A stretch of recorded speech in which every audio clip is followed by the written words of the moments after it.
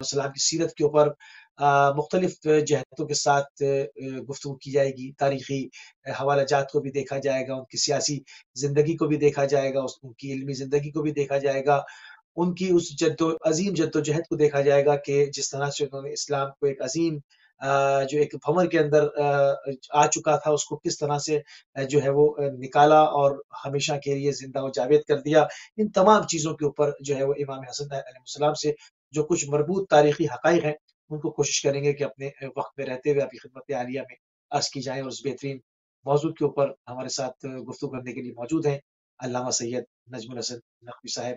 قبلہ کو پروگرام میں خوش آمدید کہیں گے، آپ کی خدمت میں سلام بھی عرض کریں گے اور آپ کو آج کے دن کی مبارکباد بھی پیش کریں گے. بسم اللہ الرحمن الرحیم. آپ کی خدمت میں بھی سلام، اور وعلیکم تمام السلام ورحمۃ اللہ. اہل ایمان کو آج کا بابرکت دن اور یہ گھڑیاں جو ہیں وہ انشاءاللہ مبارک ہوں، اور انتہائی عجز و انکساری کے ساتھ، انتہائی خضوع کے ساتھ بارگاہ امام مجتبیٰ میں ہم سلام عرض کرتے ہیں.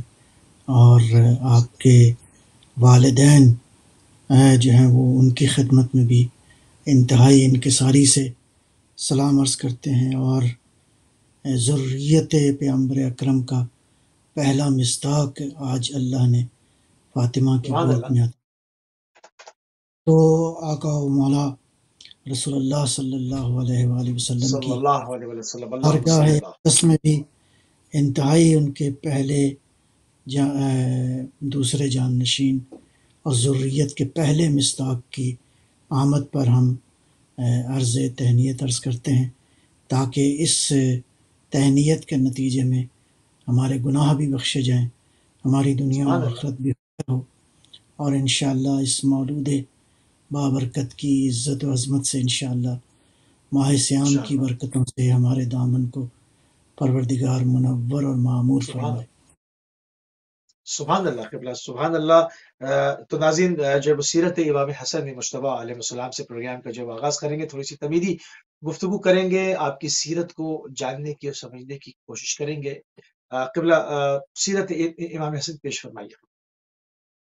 بسم اللہ الرحمن الرحیم. عرض کروں کہ بہت ساری مباحث ہیں، صرف ایک نقطہ جو کہ جس کی بنیاد قرآن ہے وہ یہ ہے کہ اللہ تعالیٰ نے کتاب اور نبوت اور ہدایت کا جو سلسلہ جاری رکھا ہے، اس حوالے سے جو قرآن کریم کی آیات ہمیں نظر آتی ہیں، یہ اللہ کی مشیت ہے، اللہ کا ارادہ ہے. اللہ نے کتاب، حکمت، نبوت، رسالت، امامت کا وارث کسی بھی نبی کی امت کو قرار نہیں دیا. یہ بہت صحیح. قابل غور ہے. یعنی کوئی بھی امت وارث نہیں رہی، نہ کتاب کی وارث، نہ نبوت کی وارث، نہ رسالت کی وارث. اللہ نے ان سلسلوں کو جو ہے وہ رکھا ہے ذریت کے اندر. سبحان اب اللہ. سبحان اللہ. البتہ یہ ہے کہ یہ ارشاد فرماتے ہیں حضرت آدم علیہ السلام کا انتخاب ہوا، ان اللہ اصطفیٰ آدم و نوحا وآل ابراہیم وآل عمران علی العالمین. آگے فرمایا ذریۃ بعضهم من بعض واللہ سمیع علیم، کہ اللہ جو ہے وہ سابقہ انبیاء کی نسلوں میں سے، ذریت میں سے، ساری ذریت کو نہیں، وہ ذریت جو اہل تھی اس کا انتخاب ہوتا رہا. صحیح. ابراہیم علیہ السلام نے اپنی ذریت کے لیے دعا فرمائی، وقال من ذریتی، کیا میری ذریت میں یہ سلسلہ جاری ہوگا؟ تو ارشاد فرمایا لا ینال عہدی الظالمین، میرا عہد ظالموں کو نہیں ملے گا. تو سبحان اللہ. ابراہیم علیہ السلام جیسے نبی کی دعا کرنا، اس کا مطلب ہے انبیاء علیہ السلام کی یہ دعا تھی کہ پروردگار ہمیں ایسی ذریت عطا فرما کہ جو یہ مشن ہے یہ سلسلہ جاری و ساری رہے. درود و سبحان سلام اللہ. ہو آقا مولا رسول اللہ کی بارگاہ میں. رسول صلی اللہ علیہ اکرم نے وسلم. ذریت کے لیے دعا نہیں مانگی، کہ یعنی یہ نہیں پوچھا کہ پروردگار یہ جو سلسلہ ہے ہدایت کا کیا میری ذریت میں ہوگا، نہیں پورے یقین کے ساتھ، اللہ پر پورے توکل کے ساتھ پیغمبر صحیح، اکرم نے خود نامزد فرما دیا، الحسن والحسین امامان قام او قعدا۔ سبحان اللہ، یعنی سبحان اللہ، واہ! ہوں، یہ بات بہت قابل غور ہے، کس یقین کے ساتھ پیغمبر نے ہوں، اپنے بعد امامت کے لیے اس انداز سے، اس لیے کہ اس ذریت کی جس انداز سے تربیت فرمائی تھی رسول اکرم صلی اللہ صلی علیہ وآلہ اللہ وسلم اللہ نے، علیہ وآلہ وسلم، اللہ صلی اللہ، جس طرح لعاب دہن چسا کے، جس طرح اپنے کندھوں پہ سوار کر کے، جس طرح عشق و محبت کے ساتھ ان ذریت کے اس سلسلے کو پیغمبر اکرم نے تربیت فرمائی، ان سے محبت فرمائی، اور محبت بھی وہ ظاہر ہے کہ ایموشنل محبت نہیں تھی، محبت ہوں، اس ایموشنل محبت سے بالا تر تھی۔ پیغمبر اکرم بلہ، جانتے تھے صلی کہ اللہ علیہ وسلم، حسن بھی میری ذریت میں سے ہے اور میرے مشن کی حفاظت کرے گا، اگرچہ اس کے لیے زہر پینا پڑے، اگرچہ اس کے لیے ہاں، مشکلات گزرنا پڑے۔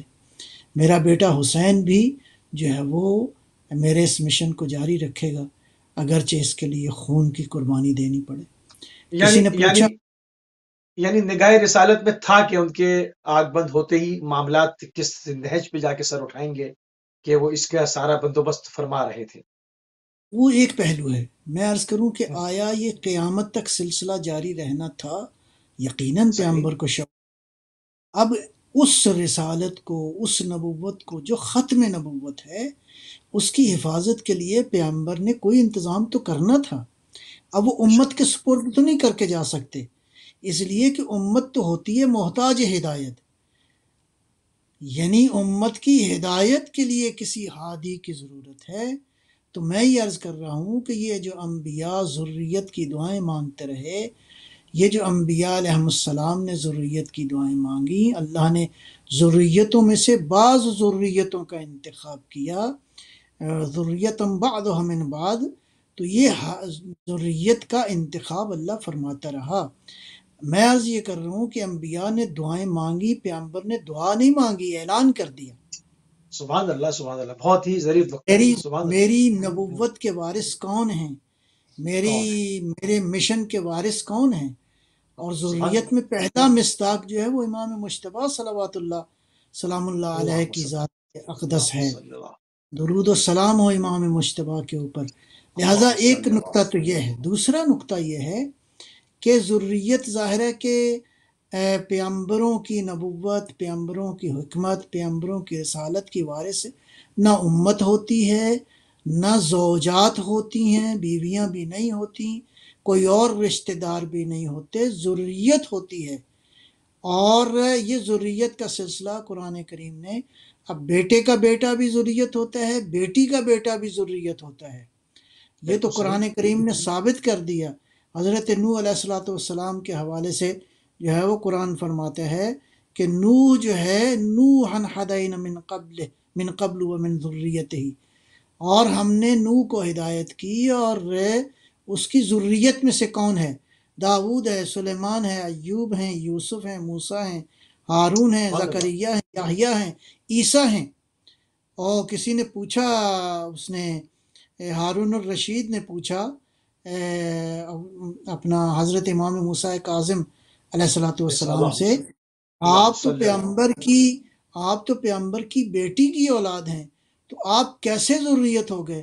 فرمایا جیسے مسیح علیہ السلام اپنی والدہ کے توسط سے نوح کی ذریت قرار پائے، اسی طرح ہم واہ، فاطمہ زہرا کی نسبت سے سبحان پیغمبر اللہ، کی ذریت ہیں۔ ذریت کسی قرار نے پائے، پوچھا سبحان یہ اللہ، ذریت بعضها من بعض، امیر المومنین سے پوچھا کہ اس سے کون مراد ہے؟ فرمایا نسل علی اولاد نبی اس سے مراد ہیں۔ اللہ، لہذا سبحان اللہ، میں یہ عرض کرتا ہوں، اس ذریت کا اولین مصداق جو ہے آج بی بی فاطمہ زہرا کی گود میں، بطول صلی عذرا کی اللہ، گود میں اللہ نے ہاں، دے دیا، امام سبحان اللہ، حسن مجتبیٰ صلوات اللہ سلام اللہ علیہ۔ لہٰذا اس قرآنی اللہم صلی پس منظر کی روشنی میں آج کس کی ولادت ہے؟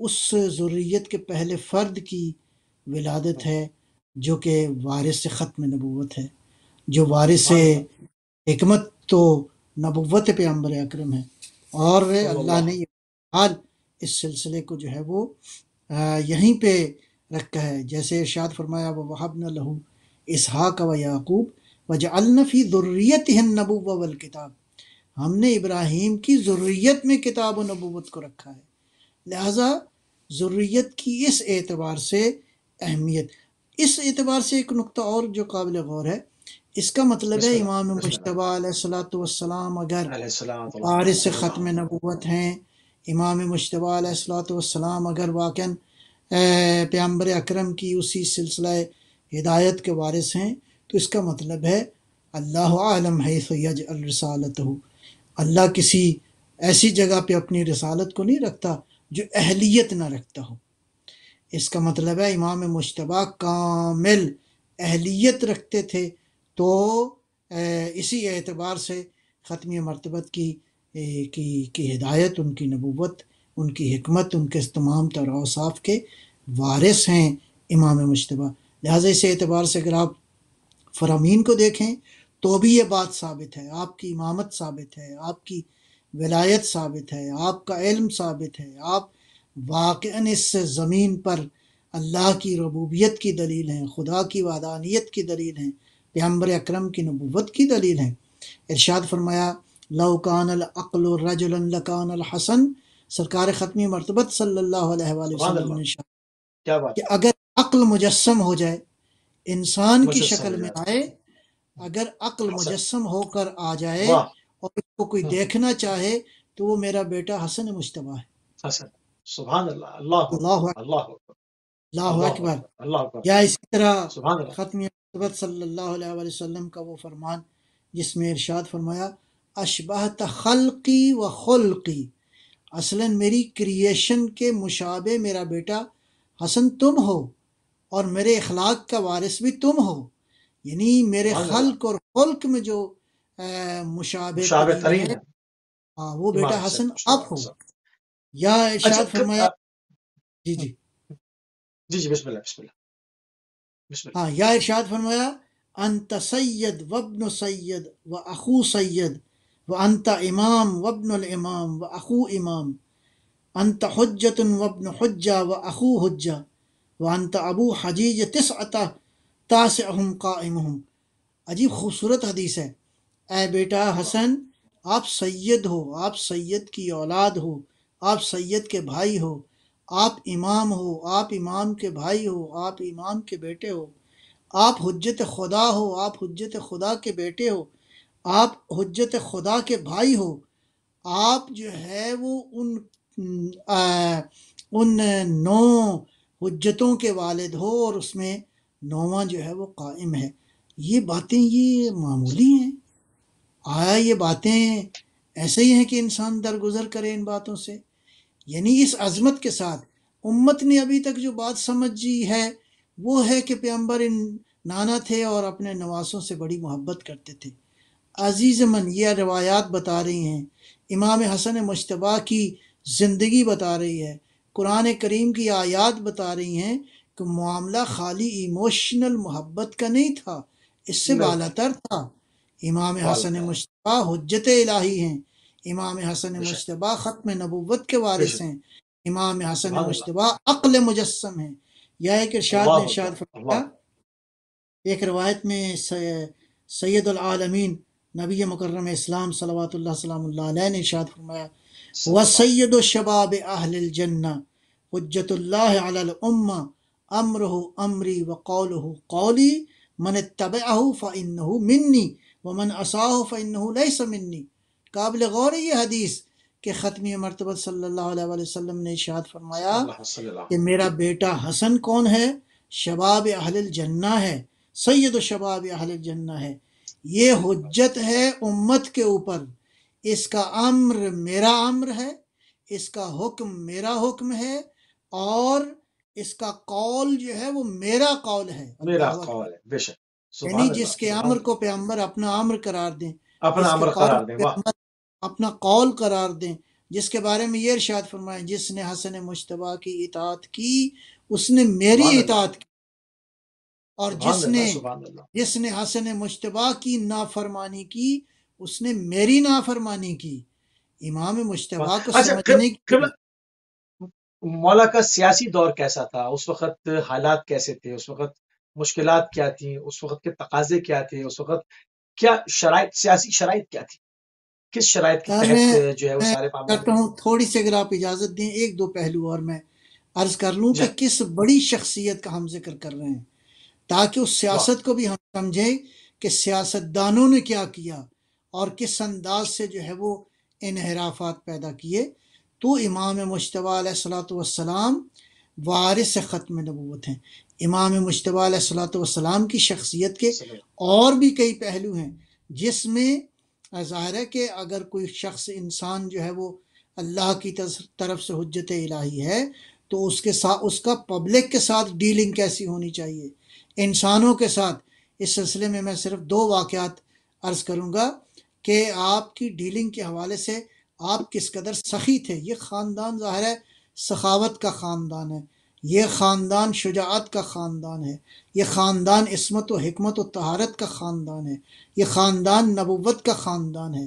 گھر فاطمہ سبحان اللہ، زہرا کا بڑی شان کا گھر ہے، یہ شان وحی کا کی گھر منزل ہے، ہے، قرآن کا گھر ہے، یہ سبحان قرآن اللہ، ہے، سبحان یہ حقیقت قرآن ہے، یہ مجسم مجسم قرآن، قرآن۔ اللہ اکبر، مجسم قرآن، نتیجتاً ان واہ، کو معمولی نہ سمجھا جائے، ان کو خالی ہم اس اینگل سے دیکھیں کہ یہ نبی کے نواسے ہیں، بڑے قابل احترام ہیں، نہیں۔ تمام تر خصوصیات جو سرکار ختمی مرتبت میں پائی جاتی ہیں پیغمبر اکرم کے بعد، یہی ہیں ان تمام تر خصوصیات کے وارث۔ اب اگر نبی اکرم کی اطاعت واجب ہے تو ان کی اطاعت بھی اسی طرح ہی واجب ہے جس طرح پیغمبر اکرم کی اطاعت واجب ہے۔ لہٰذا سبحان، ایک پہلو اس میں سخاوت کا پہلو ہے۔ کہتے ہیں کہ واقعہ لکھا ہے مسجد نبوی میں حضرت عثمان بیٹھے تھے تو ایک شخص آیا فقیر، کہا کہ مدد کریں میری، تو انہوں نے 5 درہم نکال کے دے دیے۔ اس نے 5 درہم دیکھے تو بہرحال بیچارہ اس نے پریشان ہو کے کہا کوئی اور ہے جو میری مدد کرے؟ تو انہوں نے کہا کہ وہ مسجد کے کارنر میں 3 آدمی بیٹھے ہیں۔ کون کون تھا؟ امام مجتبیٰ تھے، امام حسین علیہ السلام تھے، اور حضرت عبداللہ ابن جعفر تھے، جناب جعفر تھے، جعفر بن ابی طالب۔ تو یہ تینوں شخصیات جو ہیں وہ موجود تھیں۔ تو کہنے لگا کہ ٹھیک ہے، وہ کیا قریب کہا کہ میری کو مدد کیجیے۔ تو امام مجتبیٰ علیہ الصلوۃ والسلام نے فرمایا کہ دیکھو، مدد کی ضرورت 3 مواقع پر ہوتی ہے۔ نمبر 1، یا تو تم نے دیت ادا کرنی ہے، انسان نے دیت ادا کرنی ہو، ظاہر ہے کہ وہ رقم اتنی ہے کہ ذرا مشکل ہوتا ہے اس کو دیت ادا کرنا۔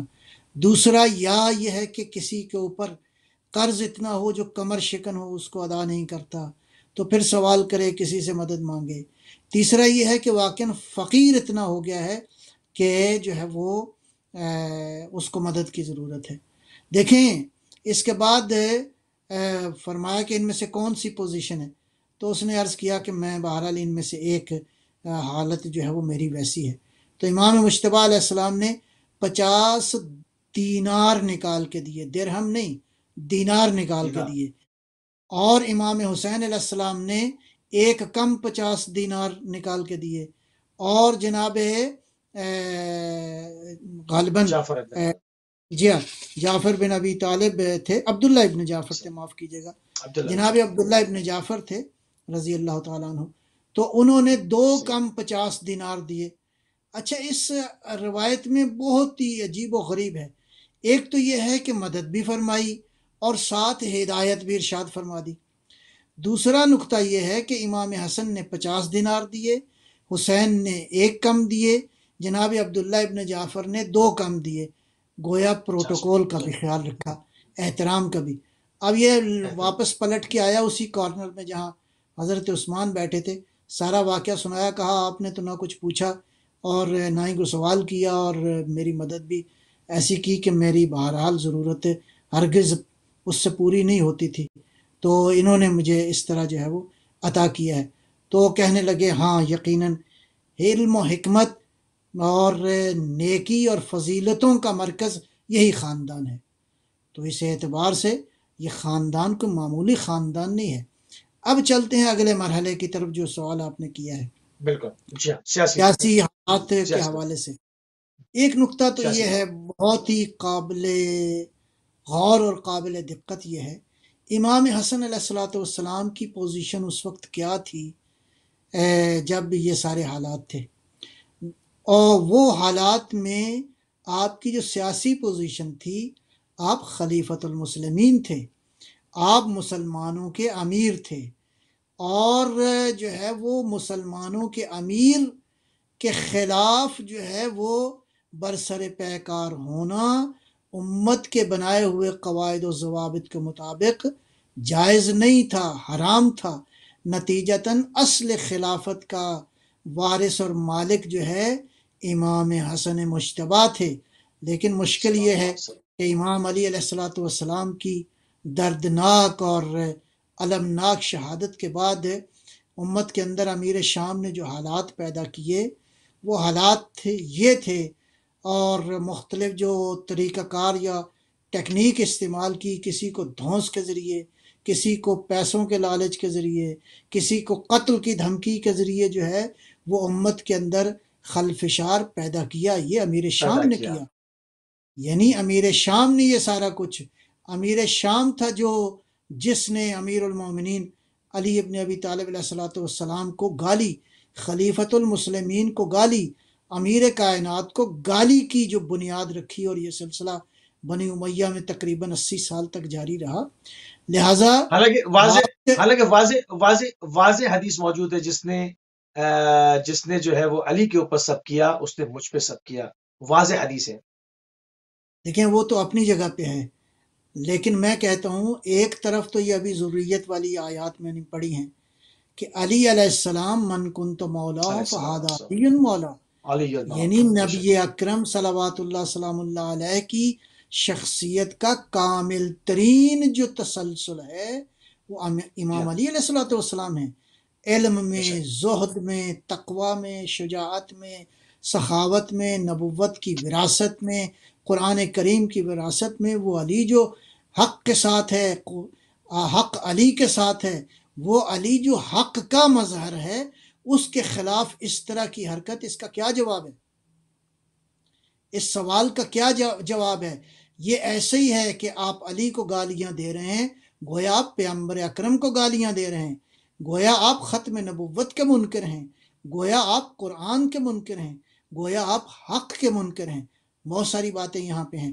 نتیجتاً یعنی مرکزی خلافت اور مرکزی حکومت کے خلاف جس شخص نے جو ہے فتنہ انگیزی کی اور یہ سارا کچھ حالات پیدا کیے، اس کا بانی دمشق کا حکمران، دمشق کا گورنر امیر شام ہے، اور امیر شام ایک علاقے کا گورنر ہے۔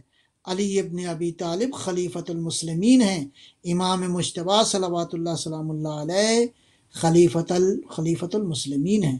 نتیجتاً حالات ابتری کی طرف گئے، حالات کو یوں پیدا کیا گیا کہ امام حسن مجتبیٰ علیہ الصلوۃ والسلام کے خلاف بغاوت کے تمام تر جو ہے وہ حربے اور ہیلے آزمائے گئے۔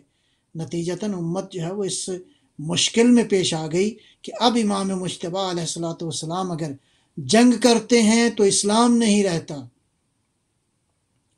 اپنے حق کا دفاع تو ہو جاتا ہے، نہ اسلام رہتا ہے نہ امت رہتی ہے۔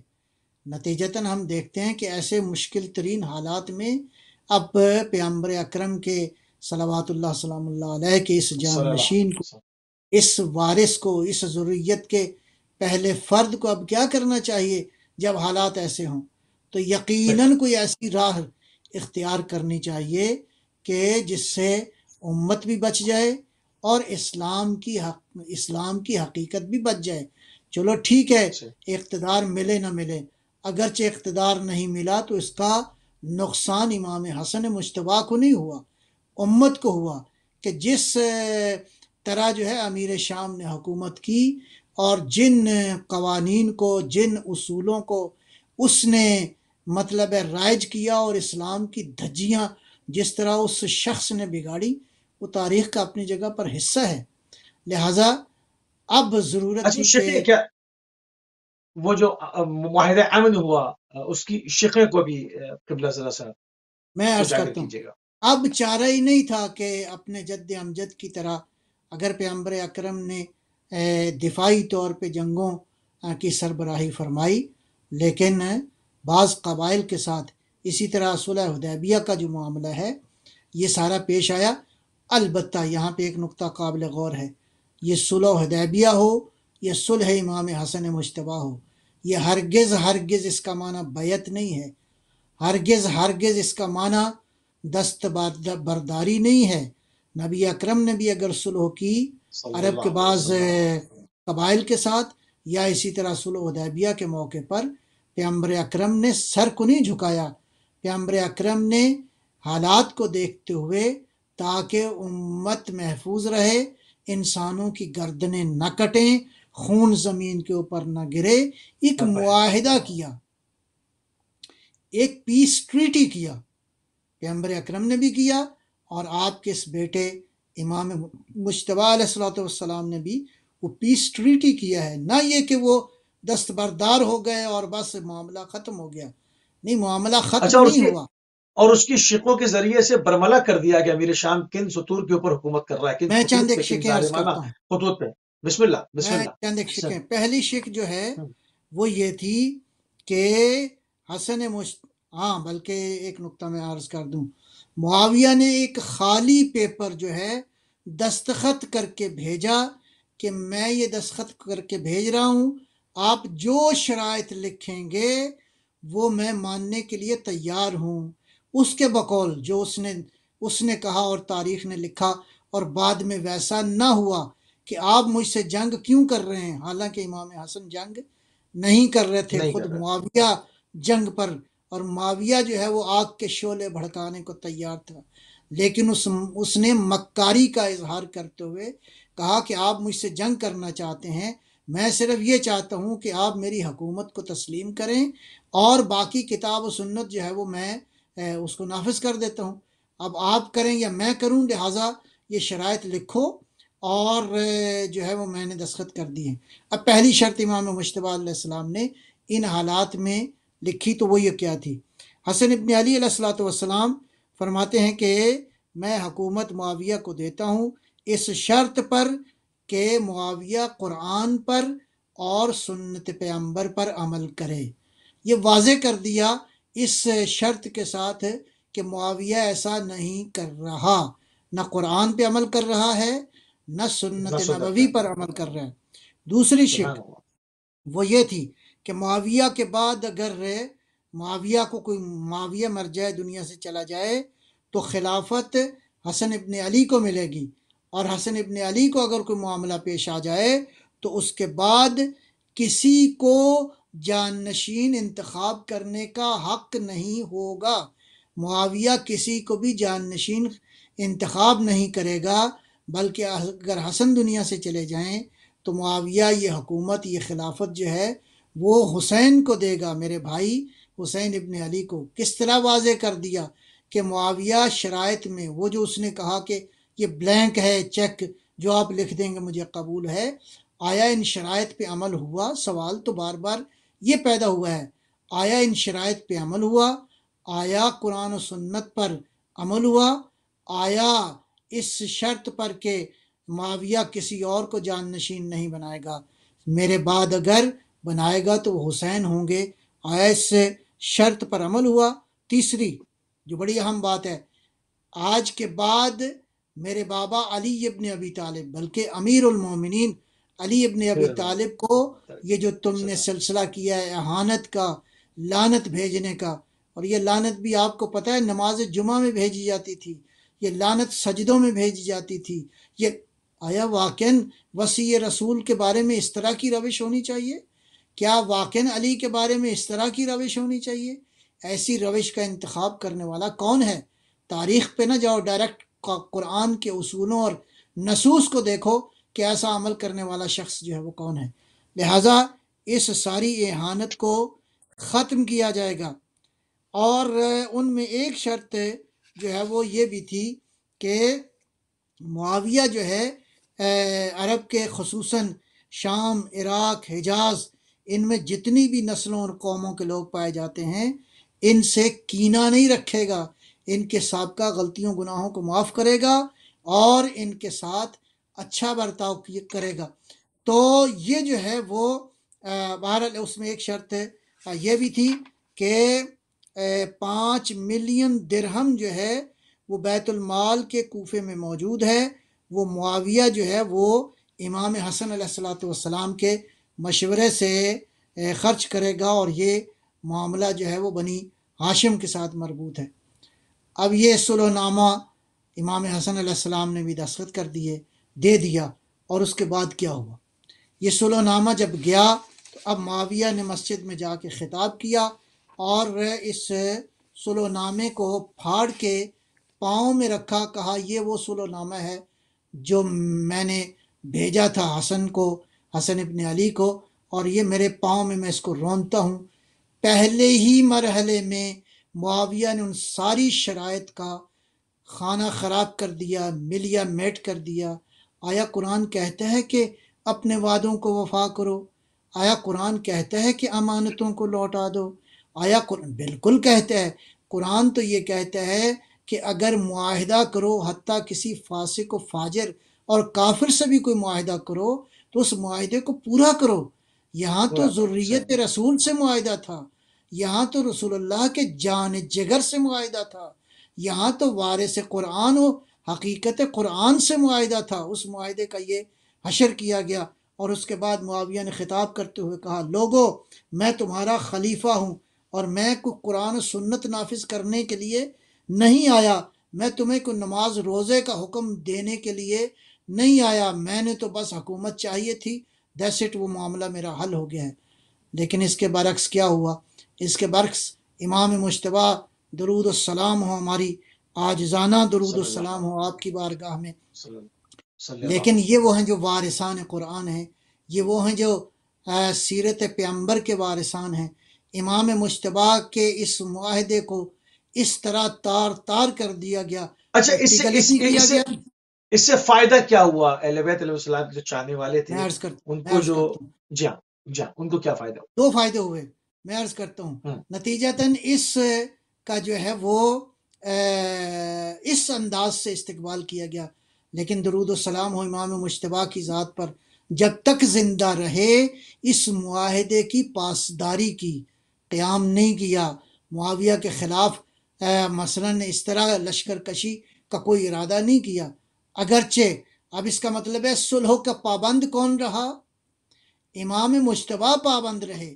اس صلح کی خلاف ورزی کس نے کی؟ اس صلح کو تار تار کس نے کیا اپنے عمل کے ساتھ؟ وہ امیر شام تھا۔ اب جب یہ مرحلہ ہو گیا تو فائدہ آپ نے پوچھا ہے، 2 فائدے ہوئے، ایک دنیا کا فائدہ ہوا، ایک دین کا فائدہ ہوا۔ دنیا کا فائدہ امیر شام کو ہوا، امیر شام کو اقتدار مل گیا، اس نے جو چاہا وہ کیا، امیر المومنین پہ گالی گلوچ ہوتا رہا، یہاں تک کہ میں کیا اس درد کو عرض کروں کہ امیر المومنین علیہ السلام کو بعض ایسی مثالیں بھی ملتی ہیں کہ ایک خطیب جمعہ نے دعائے قنوت میں لعنت کرنا وہ بھول گیا، اس نے کفارہ ادا کیا ایک مسجد بنا کر۔ آیا یہی اسلام تھا؟ آیا قرآن کی تعلیمات یہی تھیں؟ معاویہ کی تو دنیا بن گئی، لیکن کیسی دنیا تھی؟ تف ہے ایسی دنیا کے اوپر جو چند دن کی رہی، اور معاویہ اس کے بعد جو ہے وہ پشیمان ہوتا ہوا اور اے کاش کرتا ہوا اس دنیا سے چلا گیا۔ لیکن دوسرا فائدہ دین کا ہوا۔ لوگ جو کہتے تھے امام حسن مجتبیٰ علیہ السلام کے گردا گرد جمع تھے اور آپ کی توہین کرتے تھے اور کہتے تھے آپ کو کیا ہو گیا ہے، آپ نے معاویہ کے ساتھ کیوں صلح کی ہے، آپ قیام کیوں نہیں کرتے، آپ ہمارا خیال کیوں نہیں کرتے، ان سب کے لیے آشکار ہو گیا کہ جو ان شرائط کا پابند نہیں ہے، اور بعد میں آنے والے حالات نے ثابت کیا کہ معاویہ نے چن چن کے کس طرح صحابہ پیغمبر کو قتل کیا، چن چن کر کس طرح مسلمانوں کو تحت تیغ کیا، کس طرح ان سے ٹیکس لیے، کس طرح ان کے ساتھ رویہ رکھا، بعد میں تو سب کچھ آشکار ہو گیا۔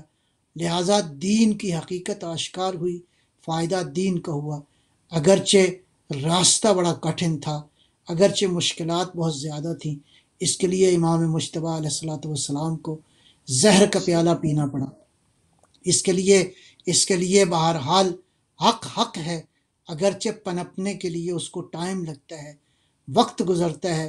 آج صدیاں گزرنے کے بعد اگر اچھا، تھوڑا سا حکومت سے جو مطلب حکومت سے جو علیحدگی تھی، اس کے مراحل کیا تھے؟ کس طرح سے ہوا؟ سڈنلی تو نہیں ہوا ہوگا، اس کے اسٹیپس ہوں گے. اور جو بیت المال کے پیسوں کا ذکر آپ نے کیا، اس کا کیا تاریخ بتاتی ہے؟ اس کا کیا ہوا؟ میرا وہ سب مطلب ہے ہڑپ اس کر میں لیا کوئی گیا یا ظاہر ہے سب کچھ اس سے معاہدے کے خلاف ہوا، سب کچھ اس کے خلاف ہوا. امام مجتبیٰ علیہ السلام نے بھری محفل میں یہ بات اعلان کر دی کہ آج سے میرا اس خلافت سے کوئی تعلق نہیں ہے. آپ تو چلے گئے، گوشہ نشین ہو گئے. اب ظاہر ہے کہ کچھ دنوں ہی کے اندر جو ہے یہ معاملہ ساری امت تک پہنچ گیا، اور دمشق بھی پہنچ گئی یہ بات. نتیجتاً جو ہے وہ جو ریشہ دوانیاں وہ کرنا چاہ رہے تھے وہ شروع ہو گئیں، اور فرزند پیغمبر جو ہے وہ گوشہ نشین ہو گئے. لیکن آیا یہ گوشہ نشینی جو ہے اہل بیت صلوات اللہ علیہم اجمعین کی صلی خالی اللہ گوشہ نشینی تھی، یا اس میں کوئی فعالیت وہ کرتے رہے ہیں؟ وہ فعالیت ظاہر ہے کہ اصل اسلام کی حفاظت تھی، وہ اصل دین کی حفاظت تھی. اس دین کی حفاظت کے لیے جو ہے وہ خصوصاً یہ جو 10 سال ہیں امام مجتبیٰ علیہ الصلوۃ والسلام کی صلی سیرت اللہ طیبہ کے گوشے دنیا کے دور دراز کے نکات تک پہنچتے رہے، اور مدینہ کے اندر آپ کی سیرت کے باقی جو پہلو ہیں وہ آشکار ہوتے رہے. امام مجتبیٰ علیہ الصلوۃ والسلام کے بارے میں موجود ہے کہ آپ نے تقریباً 5 برس کی عمر سے زندگی کے آخری مرحلے تک مسجد نبوی میں تفسیر کا درس کہا ہے. اللہ اکبر!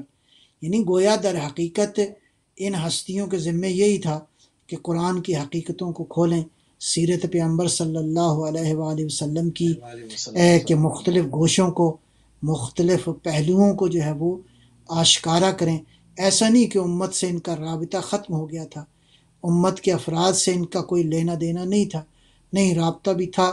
لیکن ظاہر ہے کہ یہ وقت جو ہے وہ بنیادی طور پر امام نے اسلام کی تبلیغ اور ترویج میں گزارا.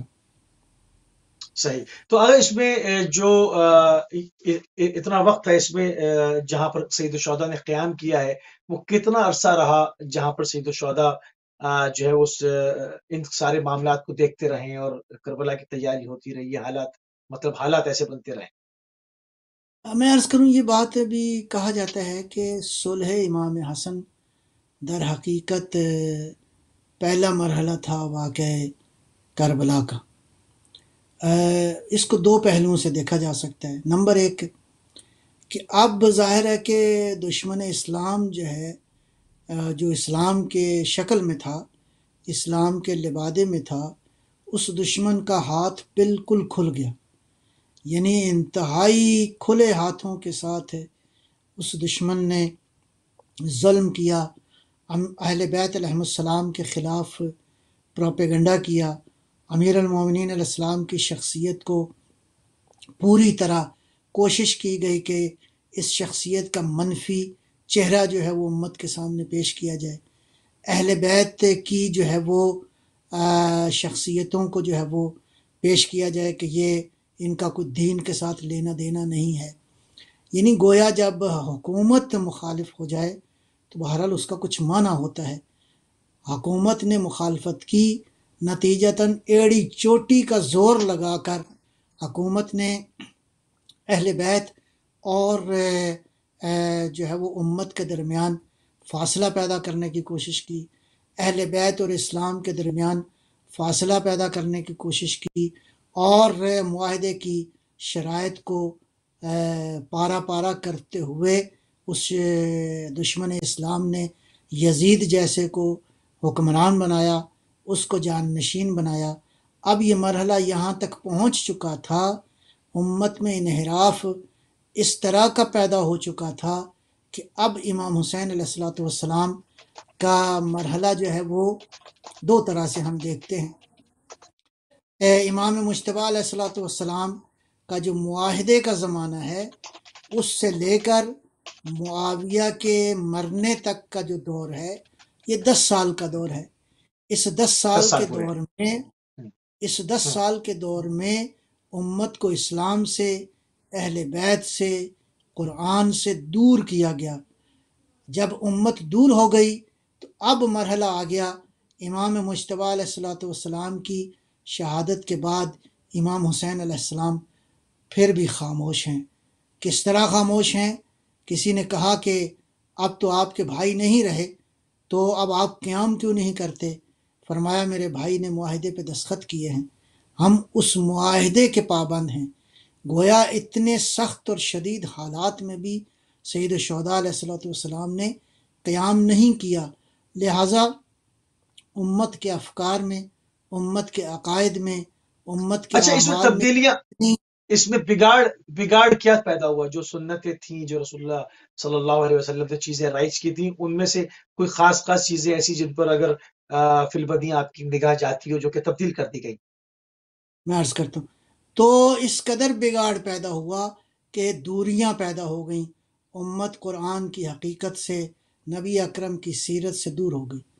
یہ جملہ کافی ہے اس بات کو سمجھنے کے لیے کہ جب امام حسین علیہ الصلوۃ والسلام نے یہ جملہ ارشاد فرمایا، السلام علی الاسلام اذا بولیت السلام۔ الامہ برائن مثل یزید، سلام ہو ایسے اسلام پر کہ جب امت کا سربراہ، امت کا لیڈر، امت کا حاکم، امت کا حکمران یزید جیسا ہو۔ آیا سیرت پیغمبر یہی تھی؟ آیا اچھا، قرآن ہمارے کا پاس ابھی حکم؟ تقریباً 3-4 منٹ ہیں، تو تھوڑا اس سے استفادہ کر لیں۔ لوگ عموماً سارا جو ملبہ ہے یزید پر رکھ کر آگے بڑھا دیتے ہیں۔ یزید کی جانشینی ہوئی کیسے؟ کس طرح عشائر شیوخ کو مدعو کیا گیا؟ کس طرح سے عشائر کو آمادہ کیا گیا؟ کس طرح ان کی بیعت ہوئی؟ کس طرح منصب خلافت تک آیا؟ یہ اس کے اوپر ذرا سی بات ہو جائے۔ اس مختصر وقت میں دو پہلو قابل غور ہیں، میں دوبارہ عرض بسم اللہ۔ کروں گا۔ پہلا پہلو تو وہی ہے کہ معاویہ نے کسی کو قتل کی دھمکی دی، کسی کو لالچ دیا، عہدوں کا لالچ دیا، پیسوں کا لالچ دیا، کسی کو دھونس اور دھاندلی کے ساتھ، فریب اور مکاری کے ساتھ، نتیجتاً ساری امت کے جتنے بڑے بڑے لوگ تھے ان سے یزید کے لیے بیعت لے لی گئی۔ اس سے بڑا نام اور کیا ہوگا کہ جناب عبداللہ ابن عمر نے، حضرت عمر کے بیٹے نے بھی یزید کی بیعت کر لی۔ یعنی اس سے زیادہ بڑا المیہ کیا ہوگا کہ ساری کی ساری امت تیار ہو گئی کہ یزید کی بیعت کی جائے۔ اب اس کے مقابلے میں امت کے لیے، اسلام کے لیے اس سے بڑا ظلم اور خطرہ کیا ہوگا کہ جب حکمران ہی بد کردار، فاسق اور خبیث آ جائے، جبکہ امت ساری امت اسلام ہو تو ایسی امت کو کیا کہیں، ایسی حکمرانی کے تصور کو کیا اچھا، کہیں۔ اس نے بعض ان افراد میں جو سرگرداں جنہوں نے اس کی بیعت کی، چاہے وہ شروع میں کی یا بعد میں کی، اس میں سے بعض کے سر بھی اس نے کاٹ کے مکے کے اندر ٹانگے۔ ایسے ہی تو مقصد یہ ہے کہ یزید جو ہے وہ بہرحال یعنی نقطہ مرکزی تھا اس وقت، کہ ایک ایسا شخص جو کسی طور سے بھی اہلیت نہیں رکھتا حکمرانی کی، اور حکمران ہی در حقیقت ایک ایسا بنیادی نقطہ ہے جو انسانیت کو، جو امت کو بے راہ روی کی طرف بھی لے جا سکتا ہے اور وہ حقیقت کی طرف بھی لے جا سکتا ہے۔ لہٰذا ایسے یزید کا انتخاب کرنا جو یہ کہتا ہے کہ میں انتقام لینے میں احمد کی اولاد سے جو ہے وہ میں انتقام لوں گا اپنے بزرگوں کا۔ وہ کون سے بزرگ تھے؟ وہ کفار تھے بدر جو کے قتل ہوئے جنگ بدر کے اندر۔ ان بزرگوں کے انتقام کے لیے اس شخص نے کہا کہ میں محمد کی اولاد سے میں بدلہ لوں گا، اور اس نے یہ کہا نہ کسی وحی کا وجود ہے، نہ کسی حدیث کا وجود ہے۔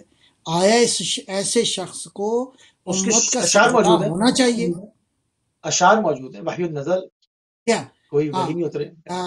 تو لعبت ہاشم بالملک فلا خبر جاء ولا وحی نزل، تو یعنی بنی ہاشم نے، یعنی محمد نے یہ ڈھونگ رچایا تھا، یہ کھیل تماشا کیا تھا صلوات اللہ سلام اللہ علیہ۔ یعنی ان کی نظر میں تو نہ پیغمبر کا احترام، نہ قرآن کا احترام، نہ سیرت نبی کا احترام، نہ کسی حدیث کے وجود کے وہ قائل تھے۔ تو اب اس کے مقابلے میں چارہ ہی نہیں تھا کہ سید الشہداء علیہ الصلوۃ والسلام وہ جزاک اللہ۔ امت اور اسلام جو اس وقت دفن ہو چکا تھا یا ان قریب دفن ہو جاتا تو آپ نے قیام کیا، نتیجتاً جو ہے وہ قیام بہت ہی سرخ اور رنگین قیام تھا، جس نے اللہ اکبر۔ اسلام کا بیمہ کیا اور اسلام کی حقیقت کو رہتی دنیا تک کے لیے آشکار کر دیا۔ آشکار کر دیا۔ سبحان اللہ، قبلہ انتہائی مشکور ہیں اور انتہائی ممنون ہیں آپ کے کہ آپ ہمیشہ اپنا قیمتی وقت اہل بیت ٹی وی کو دیتے ہیں، اور ہماری یہ نشریات کم و بیش 200 ممالک میں دیکھی اور سنی جاتی ہیں۔ آپ جو ہمیشہ پیغام حسینی کو عالمگیر کرنے میں اپنا کردار پیش کرتے ہیں۔ آپ سماعت فرما رہے تھے علامہ سید نجم الحسن نقوی صاحب کو جشن امام حسن مجتبیٰ کا دن ہے، اسی حوالے سے پروگرام جو ہے وہ بیک ٹو بیک نشر کیے جا رہے ہیں۔ ہمارے پروگرام کا ٹائم یہیں تک تھا۔ ہم نے پوری کوشش کی کہ امام حسن علیہ السلام کی سیرت کے اوپر بات کی جائے، ان کی سیرت کے نمایاں جو پہلو ہیں ان کو آشکار کیا جائے اپنے نوجوانوں کے لیے۔ بزرگ تو سب جانتے ہیں، اس کے بعد اس وقت کیا سیاسی حالات تھے، کیا سیاسی معاملات تھے، کیا سیاسی شرائط تھی جن کی بنیاد پر جو ہے وہ ایک پیس ٹریٹی جو ہے وہ سائن ہوئی، اور اس میں کیا شقیں تھیں، اور ان شقوں سے کیا کچھ برآمد ہوا، کیا کچھ آج تک جو ایک نسل کے بعد دوسری نسل آ رہی ہے اس کو یہ تمام چیزیں جو ہے وہ آشکار ہو رہی ہیں کہ اس کے اندر جو کچھ لکھا گیا اس سے جو دشمن تھا اس کی تمام جو کارستانیاں تھیں وہ کیا کر رہا تھا وہ واضح ہو گیا۔ ان تمام چیزوں کو، اور اس کے بعد سید الشہداء کا قیام کیوں ناگزیر تھا، ان تمام چیزوں کو لے کر ہم آپ کی خدمت میں حاضر ہوئے۔ ہمارے پروگرام کا ٹائم یہاں پہ تمام ہوا۔